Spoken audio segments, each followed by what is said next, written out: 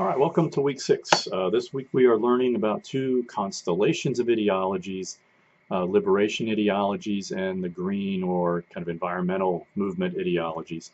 We frequently think of these ideologies as fringe movements of the left, but in fact, both sets of ideologies are far more complex and nuanced than most Americans would assume. In contrast to most in the United States, green parties in Europe are often part of coalition governments. For example, Annalena Baerbock is an elected member of the German Bundestag, which is the lower house of the German federal parliament. She is co-chair of Die Grünen, which is called the Greens of Germany, who have typically won between 8 to 10% of the vote in German parliamentary elections.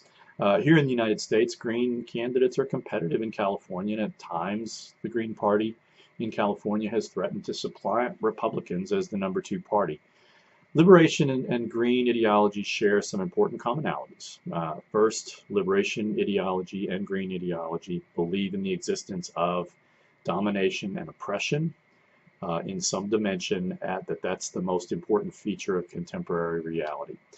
Second, both liberation and green ideologies are appealing to a fairly narrow audience. They're not majoritarian in any sense. And third, both sets of ideologies are triggering a sense of grievance in that target audience, either in the form of groups as perceiving themselves as victims of oppression and domination, or as ecologically concerned human beings confronting the systematic exploitation of the environment. Another commonality that is a key feature of both liberation and green ideologies is the need to break the mind-forged manacles of the systems of domination, either in the form of overcoming discrimination, in the form of sexism, racism, homophobia, etc., or of overcoming anthropocentrism, which for environmentalists is this idea that the ideologies of both the left and the right are convinced of humanity's centrality in the universe, and that humanity's well-being trumps any concerns about the environment. And most environmentalists think that that's wrong. We have 3 assignments due this week. As always, there is the weekly forum and quiz. And this week the assignments are dealing with 2 chapters, chapters 8 and 9.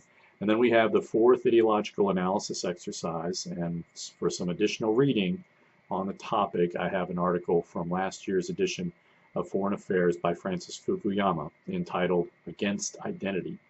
And then there are some replies within that article to Fukuyama's article that identity politics is too divisive to sustain politics in a multicultural nation. The article can be found in the week 6 course resources link, and there are additional instructions that can be found in the Dropbox. As always, let's get our work done on time and have a productive week.